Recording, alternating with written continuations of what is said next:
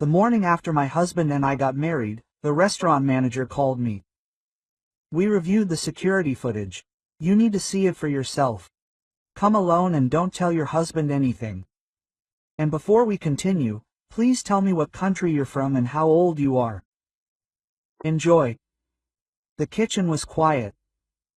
Only the kettle was humming and the clock on the wall ticked away every second, as if checking to see if a new life had truly begun.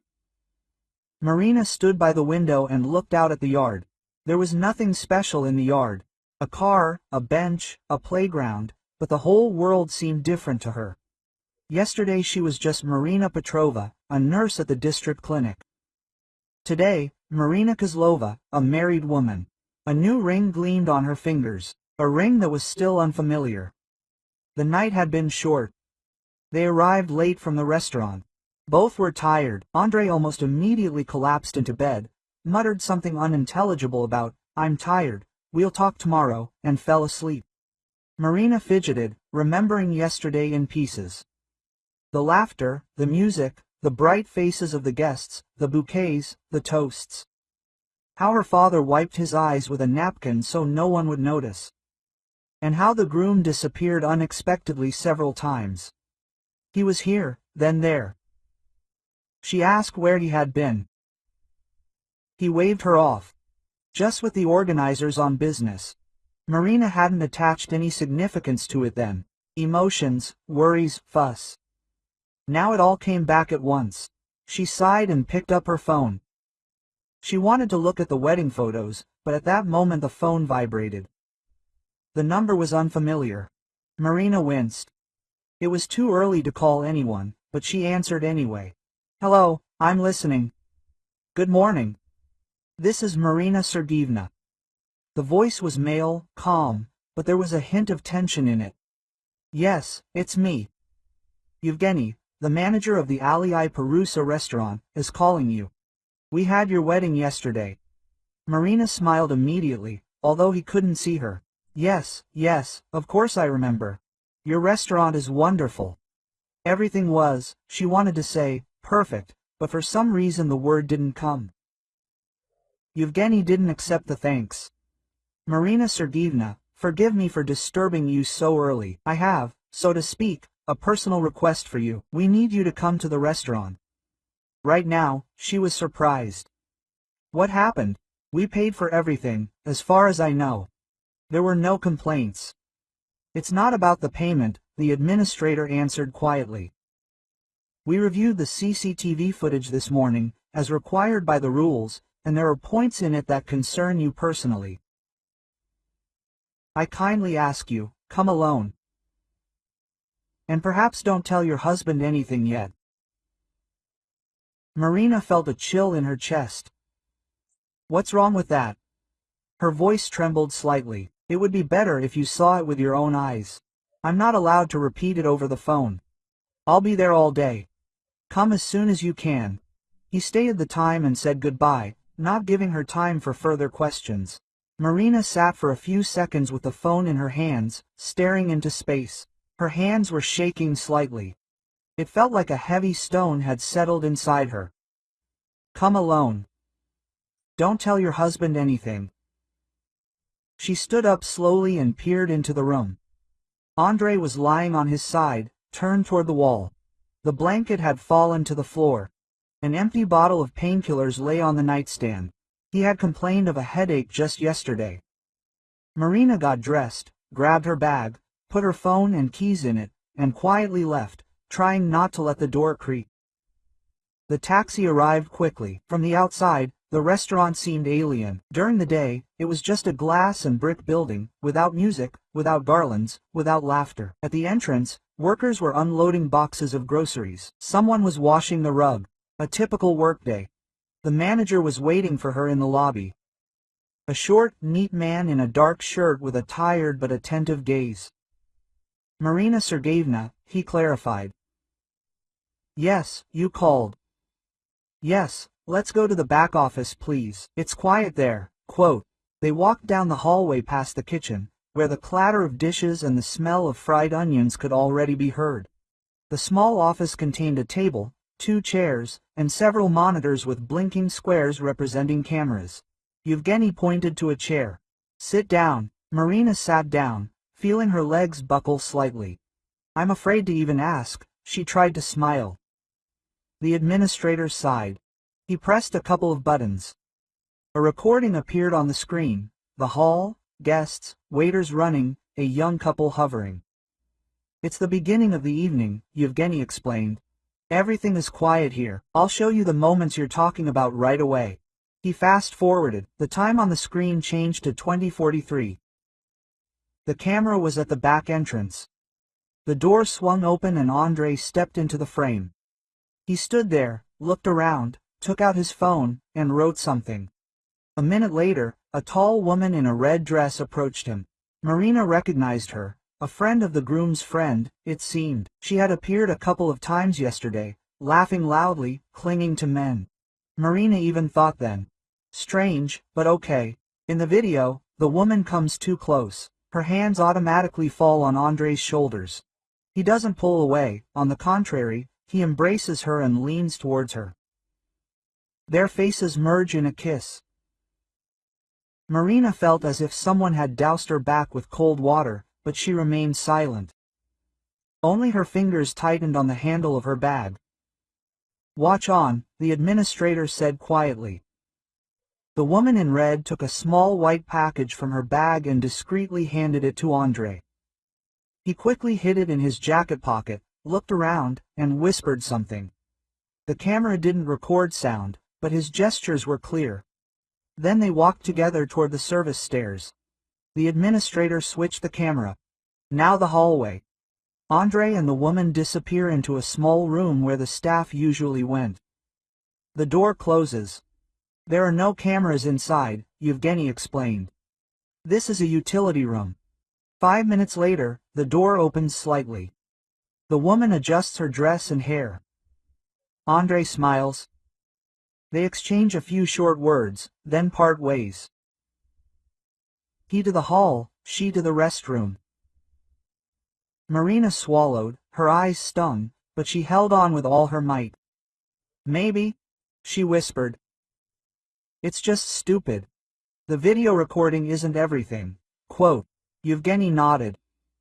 "Agreed. If that were all there was, I honestly wouldn't have called. But there's more." Quote. He switched to another camera, the hallway by the kitchen. The time was a little later. In the recording, Marina leaves the hall to go to the restroom, laughs, and adjusts her dress. Her purse is left at the table. A couple of minutes later, her mother-in-law approaches her. Marina flinched. Svetlana Petrovna, Andrei's mother, was a stern and cold woman. At the wedding, she held herself with dignity, but from time to time she allowed herself caustic remarks directed at Marina's family. "Everything is too simple for you. It's good that our Andriusha has a head on his shoulders." In the recording, the mother-in-law stops near the table, looks around, pulls some papers out of her bag, stuffs them into Marina's, whispers something to Andrei, who just appears next to her, and leaves. The administrator sighed heavily. That's only the beginning. The worst part is yet to come. But first, he rewound the recording again. The camera is on the kitchen. Waiters are carrying a dish, cooks are cutting something. In the far corner stands a young woman in uniform. In her hands is a tray and a glass of champagne. She looks around, clearly nervous, then discreetly takes a small bag out of her pocket. She pauses for a second, then quickly pours the contents into a glass, stirs it with a spoon, and is about to leave. But at that moment, the chef runs up to her and grabs her hand.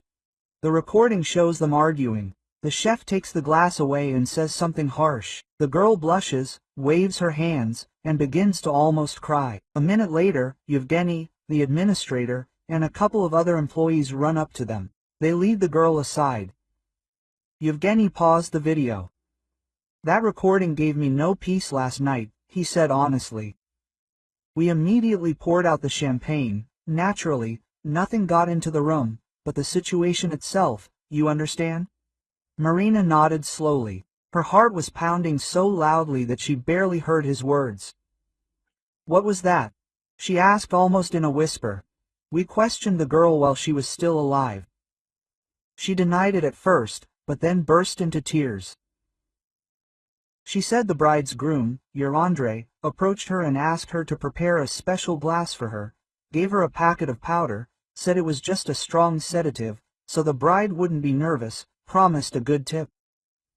Well, as she put it, basically, the girl is stupid, but she confessed. I suspended her from work and recorded the conversation. I have the recording. Marina covered her face with her hands. Her chest hurt so much, as if someone was squeezing her heart with force. Quote, sorry, she finally said.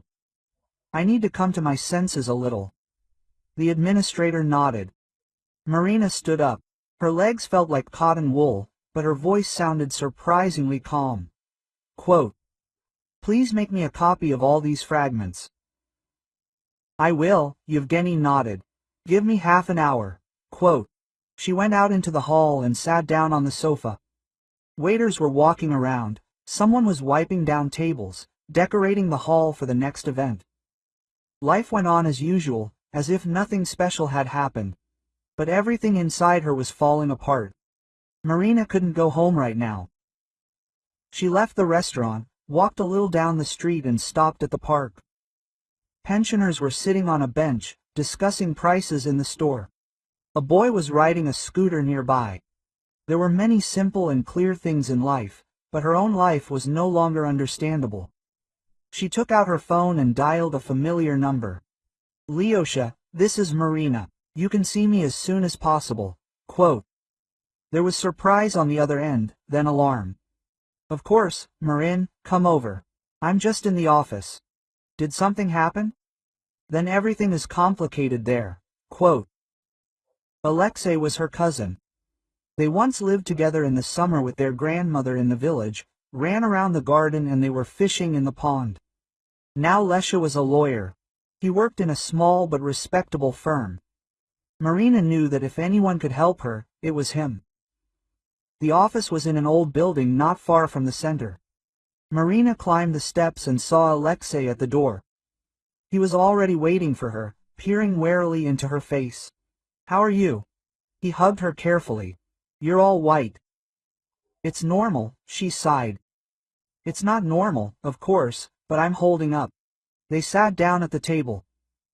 Marina told everything in detail, unhurriedly. The wedding, Andre's disappearance, the strange call, the recordings, the words, the bags, the waitress. In the end, she took out the flash drive that Yevgeny had given her. Alexei listened, almost without interrupting, only occasionally clenching his jaw, then turned on the video, watched silently, with an attentive, professional gaze, occasionally making notes. When it was all over, he took off his glasses and thoughtfully tapped his pen on the table. Well, he said. It's all clear here. Firstly, we have signs of fraud. Secondly, an attempted crime against your person. These pills. If the waitress had followed through, there could have been health consequences. Thirdly, judging by their conversation, he intended to use the marriage to take possession of your property. Quote. What should I do? Marina asked quietly. Calmly, don't break it in the heat of the moment.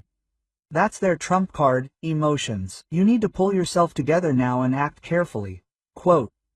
Did you sign the prenuptial agreement? Yes. Marina lowered her eyes. Andre insisted, saying, that's how everyone does it these days. I read it, everything seems fair in there. My apartment, his car, his, everything we jointly pressed, 50-50. We discussed this together. You said it was normal. Yes, Alexei nodded. Then they were apparently preparing another option, forging a signature or forcing you to sign additional powers of attorney. It's good that you didn't go anywhere with them after the wedding. Marina remembered Andre saying in front of the restaurant the night before, we'll go somewhere tomorrow. I just need to sign something, otherwise I'll get lost in my business. Then she waved her hand. We'll sort it out tomorrow. Now she understood that they were clearly not talking about trifles. Alexei leaned towards her. Listen carefully. Now you're pretending you don't know anything, you're not making a scene, you're not crying in front of Andre, you're living as usual, but at the same time, we're preparing a statement. First, to the police with a recording and an explanation.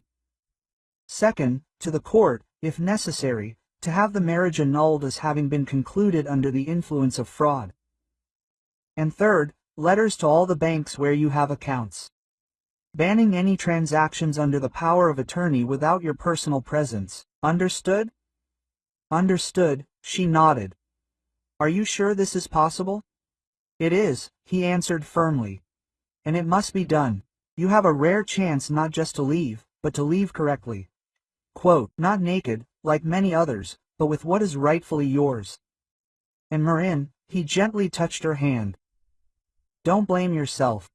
You weren't supposed to know you had a husband like that. She smiled, but her eyes remained sad. That evening, Marina returned home, opened the door with her key, and took a deep breath. Her heart began to pound. She dreaded a confrontation with Andre as much as the recording. His shoes were in the hallway. The TV was on in the room.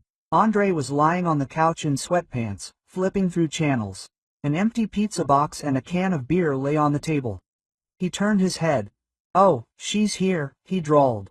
Where has your wife been? I'm starting to worry. Quote, Marina took off her coat and hung it on the coat rack. Her voice was even. Did she go on business? What other business? Andre narrowed his eyes suspiciously. Actually, we got married yesterday. Usually, after the wedding, wives sit next to their husbands, cooking soup, and don't wander around the city. Marina went to the table, cleared the box, and put the dishes in the sink. I was also worried when you disappeared a few times yesterday, she remarked calmly. But you said you had business. He hesitated. Well, I had to meet someone. None of your business, Marin. Quote. Men's talk. She felt a wave of indignation rise inside her, but held back. I understand. That's all she said. By the way, Andre sat up straighter. Tomorrow morning we'll go to a notary. We need to sign some documents. We'll re-register some things to make things easier. I've prepared everything. You just sign and that's it. What documents exactly? Marina inquired. Yes, the usual ones, he waved her off. A power of attorney, so I can make all the decisions for you if you're busy. Well, you understand, family life, we have common affairs. Marina slowly dried her hands with a towel. Quote, do you mind if I read them carefully first? She asked softly. I'm, as you like to say, a simple woman. I need to understand everything letter by letter. Andre snorted. Oh, don't start. Am I my own worst enemy or something? I'm trying for us. Don't you trust me? Yes, I do, she answered, looking him straight in the eyes. But I'll still read it. He looked away. Okay, he muttered. We'll discuss everything tomorrow. He turned back to the TV. Marina went to the bathroom, turned on the water, but stood there for a long time, leaning her palms on the sink and looking at her reflection. In the mirror was the same woman as a week ago, but inside she was already different. The night passed peacefully. Andre began to snore almost immediately. Marina lay for a long time with her eyes open, thinking about how yesterday she believed in fairy tales, and today she lived by a clear, cold plan of action. The next day flew by in a flurry of activity. Marina, as usual, went to the store and cooked dinner. Andre seemed to have calmed down a bit, even trying to be affectionate. He'd give her a hug, a kiss on the cheek. But every gesture of his now brought her not warmth, but a chill. That evening, when he went to take a shower, Marina quietly photographed all the pages of the contract and forwarded them to Alexei. The reply came quickly. This is an unusual power of attorney. With your signature, he gains the right to manage your property and accounts. Under no circumstances. Tomorrow morning we'll meet at my place. We'll discuss everything. Don't sign anything. Marina put the phone on the table and, for the first time in 2 days, allowed herself to cry quietly. No hysterics, no screaming, just tears streaming down her face. She wiped them away and took a deep breath. The next day, Andre was rushing her from the very morning. Come on, hurry up, the notary doesn't like to wait. He's on a schedule, there are important people there. Marina got dressed and grabbed her bag. Okay, she said. Let's go. We'll just stop by someone on the way. I promised to give him something. Who else? Andrei asked discontentedly. To my brother, Marina answered calmly. You know him, Alexei. He works not far from the notary. We'll be quick. Andrei chuckled. You should also invite your dad so he can be there. Should I justify myself to all your relatives when I do everything for us? No one is asking me to justify myself, Marina said quietly. The atmosphere in Alexei's office was businesslike and calm. He greeted them coolly but politely. Hello, he nodded to Andrei. Nice to meet you. Andrei responded in kind, but it was clear from his eyes that he considered this visit unnecessary. We won't be long, Marina intervened. Andriusha, will you wait for me downstairs? I need to have a quick word with my brother about family matters. She smiled, so Andrei couldn't immediately object. He shrugged. Okay, just for a little while. I don't want to keep the notary. When the door closed behind him, Alexei quickly got down to business. I just looked at everything, he said. It's a pure trap. There are several clauses in the fine print that allow him to sell your apartment without your participation, take out loans using it as collateral, and so on. If you sign, in a couple of months you could be left without everything. Oh, and one more thing, Alexei added. I went to an investigator I know, and officially showed me part of the recording, told him there was such a case. He said, as soon as you write a statement, they'll start an investigation. Marina nodded slowly. So now I have a choice. Either continue living with the man who deceived me and tried to poison me, or leave, Alexei said calmly. Not just slam the door, but leave in such a way that he can't use anyone else like that. It's not just about you. People like him rarely settle for one thing. They discuss the details. The plan was simple. Marina refuses to sign the papers at the notary's office, citing that she wants to think it over. After that, she returns home, packs her things, and goes to her parents. That same day, Alexei files a police report with all the video recordings and a simultaneous court statement. Andrei is left without what he was counting on, and from there, he can deal with the investigation. Marina listened and felt a strange calm emerge inside her, replacing the panic. Okay, she said, time to go. The notary's office was cool. The walls were covered in certificates, cabinets filled with files. The notary, a man of about 50 with an attentive gaze, looked up at them. Good afternoon, Kozlovs, he clarified. Yes, Andrei nodded. We're coming to see you. Here are the contracts. I've got everything ready. My wife will sign them now, and then you can formalize everything. The notary took the papers and glanced at them. His face changed slightly. Are you sure you understand what you're signing? He turned to Marina. See, even the notary is asking, Andrei chuckled.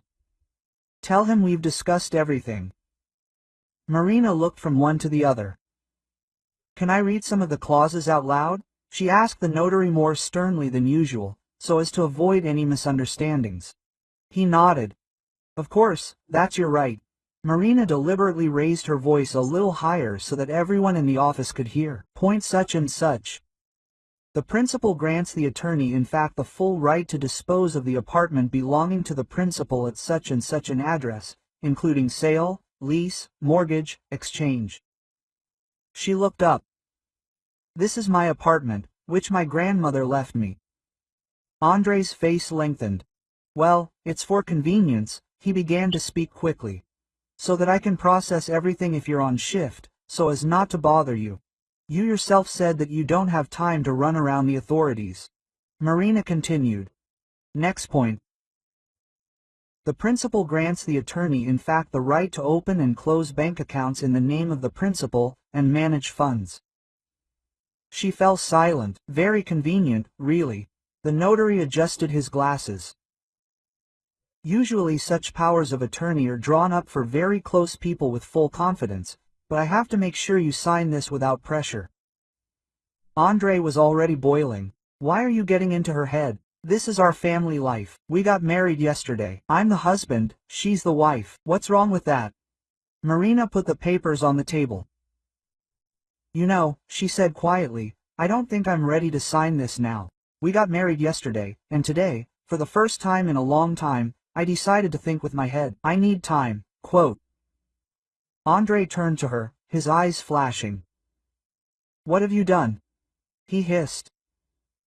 You promised that you trusted me. I promised to be honest with you, Marina answered calmly. And now, honestly, I will not sign these documents.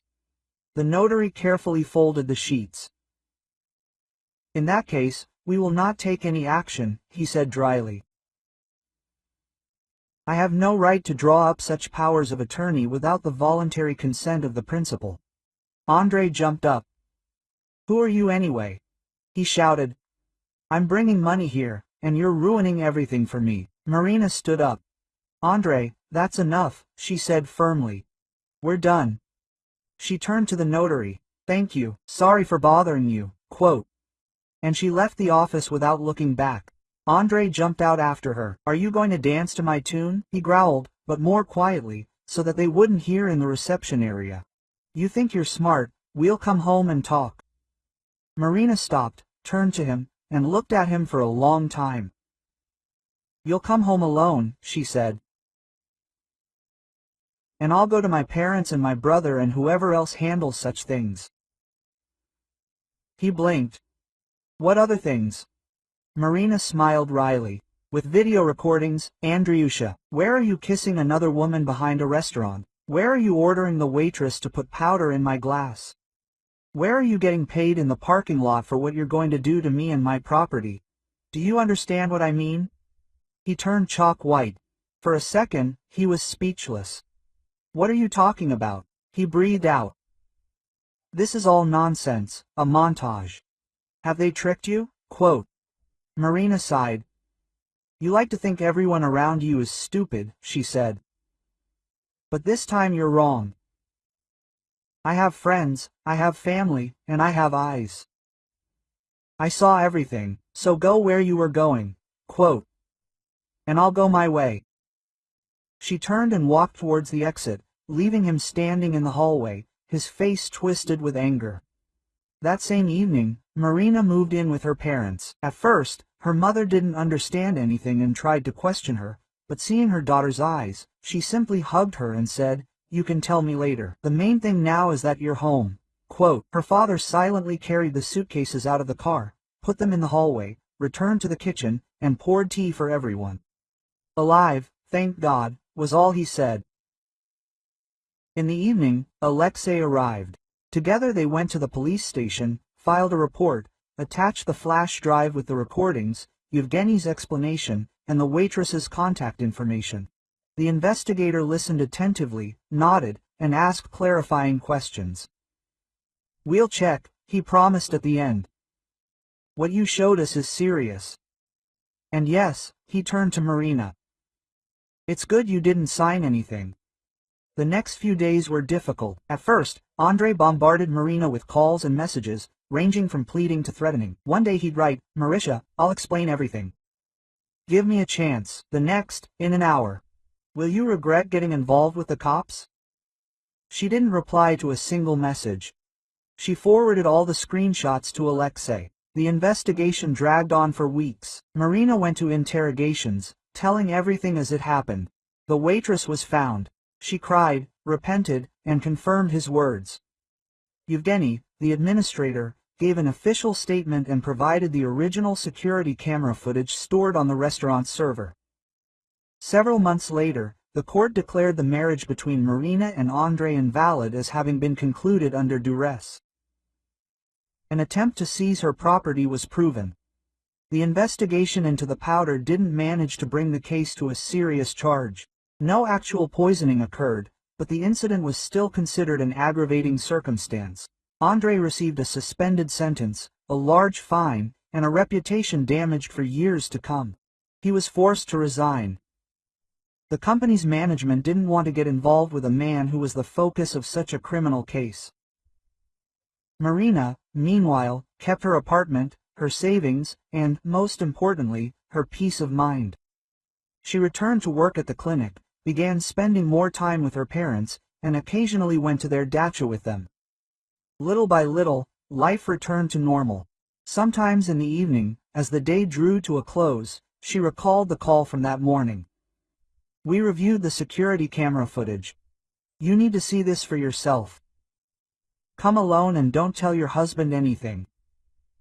If she hadn't picked up the phone then, if she had waved her hand and said, "We'll figure it out later," if she had, like many, turned a blind eye to the oddities, chalking it all up to nerves and chance, everything could have turned out differently. She could have signed the power of attorney, she could have been left with bare walls and loans, she could have spent her whole life thinking it was her fault. But life gave her the chance to see the truth right away. It was painfully harsh, but honest. And now, pouring herself tea that evening, Marina thought not about how she had been deceived, but about how she still had many years ahead of her, in which she would no longer allow anyone to take advantage of her. Quote, "It's good that it all ended this way," she told herself evenly. Better the bitter truth than a sweet lie. And somewhere in the city, some administrator was reviewing the security footage again, strictly according to instructions. And maybe in another room, at another table, someone else was also making a choice, to remain silent or to tell the truth. Marina knew that one such choice had already saved her life, and that was the main conclusion of this whole story. This whole story.